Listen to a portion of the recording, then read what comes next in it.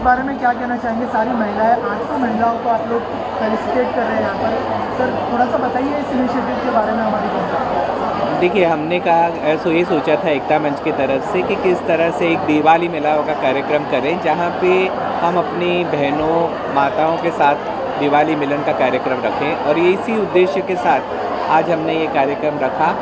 Covid का protocol ध्यान में रखते हुए यही कोशिश की गई है कि थोड़ी थोड़ी संख्याओं में महिलाओं को बुलाकर उनको दिवाली की भेंट दी जाए। और महिलाओं से जिस तरह का सपोर्ट मिला है, बड़ी संख्या में 800 महिलाएं हैं, लेकिन उनके अलावा भी बहुत सारी महिलाएं नीचे बैठ रही हैं। क्या कहना चाहिए सर इस सपोर्ट के लिए? देखिए, एकता मंच के साथ तो काफ़ी लोग जुड़े हुए हैं इतने सालों में, और इसका एक उद्देश्य ये भी था, क्योंकि अभी आपको पता है 3 दिन पहले हमने लीगल एड सेंटर शुरू किया था। तो किस तरह से महिलाओं को इसके बारे में जानकारी दी जाए, और अलग अलग वे जो उपक्रम हमने लिए हैं महिलाओं के लिए, उसकी भी जानकारी हम लोग इस उद्देश्य से हमने ये कार्यक्रम रखा है। अजय सर हमेशा से अच्छे काम करते हैं, लेकिन अगर महिलाओं की बात आती है तो महिला सेफ्टी के बारे में बहुत सारी बातें आती है, बहुत सारी चीज़ें आती हैं। सर ने आज जो इनिशिएटिव लिया है महिलाओं के लिए, क्या कहना चाहेंगे? नहीं, बिल्कुल आवश्यक है, क्योंकि आज भी महिला, वैसे देखा जाए तो हम अपने सुरक्षित घरों में रहते हैं, हमें कुछ पता नहीं होता है, लेकिन आम जो महिला है, हम सोच रहे थे कि दिल्ली बहुत ही असुरक्षित है, लेकिन अभी मुंबई में जो हादसा हुआ कुछ 1 महीना पहले या कुर्ला में, वो तो बहुत भयानक हादसा था। तो मुंबई में भी ऐसा हो सकता है, तो सबकी आंखें खुल गई, और यहाँ भी सुरक्षितता की मतलब उसके ये लेना बहुत ज़रूरी है, उस तरफ कुछ काम करना।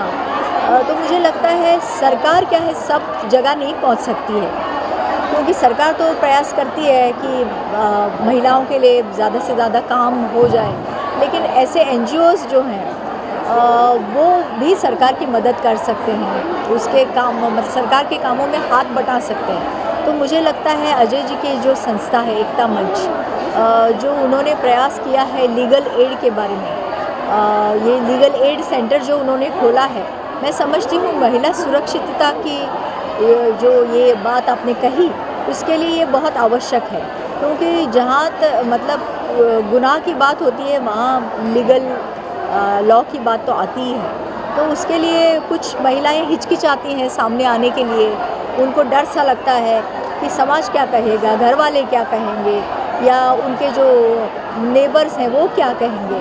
तो इससे उनको बाहर निकालना, उनको एक व्यासपीठ उपलब्ध करा देना बहुत आवश्यक है, और वो उन्होंने किया है। तो सुरक्षितता हम लोगों को पता नहीं चलता, क्योंकि हमारे साथ तो बहुत बाउंसर्स रहते हैं, ये रहता है वो रहता है, तो हमें उसकी कुछ आवश्यकता नहीं होती। लेकिन जो बाकी महिलाएं हैं, सब स्तर की जो महिलाएं हैं, गरीब जो महिलाएं हैं या middle class, lower middle class, उनके लिए ये बहुत आवश्यक है। चाहे वो लोकल में घूमती हैं, रात को 2 बजे के बाद, इवन हमारे फिल्म इंडस्ट्री में हेयर ड्रेसर्स होती हैं, एक्टर्स होती हैं, 2 बजे के बाद घर जाना पड़ता है, कभी 4 बजे सुबह को जाना पड़ता है। तो सुरक्षित होनी चाहिए वो, घर तक मतलब स्टूडियो से घर तक, जहाँ से उनका काम है वहाँ से घर तक वो सुरक्षित पहुँचनी चाहिए। उसके लिए मैं समझती हूँ ये अच्छी पहल उन्होंने की है। अच्छा सर, क्या कहना चाहेंगे? आज वापस एक बार आपकी ताकत बढ़ गई है, 1000 से ज़्यादा लगभग लेडीज आप उनके साथ जुड़ चुके हैं। अच्छा लगता है, जैसे मैंने आपको कहा, एकता मंच एक प्रेशर ग्रुप होने जा रहा है जो लोगों की सेवा करना चाहता है, और इस एकता मंच के साथ जितने ज़्यादा लोग जुड़े वो हमारे लिए एक बहुत खुशी की बात है। सर, दिवाली गिरावे का जो सम्मेलन रखा है, इसके माध्यम से आप लोगों को क्या मैसेज देना चाहोगे?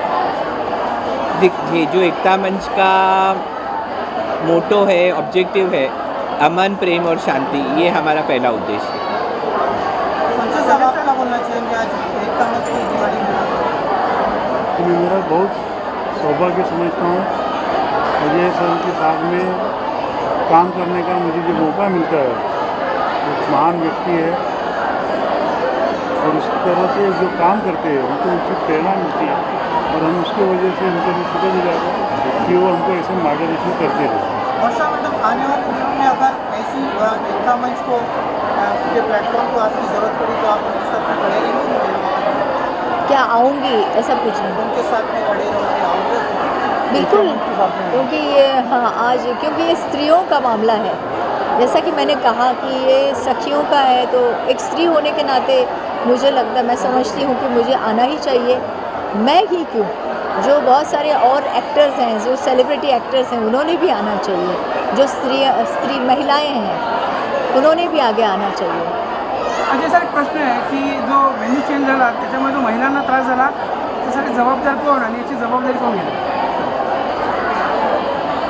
मला वाटतं हे एकता मंचनी जबाबदारी घेतली पाहिजे की एकाएकी आम्ही व्हेन्यू चेंज केला त्यामुळे. तुम्हाला वाटतं का याच्यामध्ये काय राजकीय दबाव होत असेल? बघा मी माझ्या भाषणातसुद्धा सांगितला की लोकांची ताकदपेक्षा राष्ट्रीय जे तुम्ही म्हणतात की राजकीय ताकद ते महत्त्व नसतं. मला वाटतं लोकांची ताकदमध्ये एक मोठी ताकद आहे.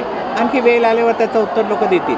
येणाऱ्या दिवसामध्ये अजून कोणत्या प्रकारचं काम जनतेसाठी एकता मंचच्या माध्यमातून केलं जाईल? आता बघा जसा हे जे आम्ही कॅम्पेन सुरू केलं आहे लोकांची माध्यमातून, हे सुरू राहणारच आहे.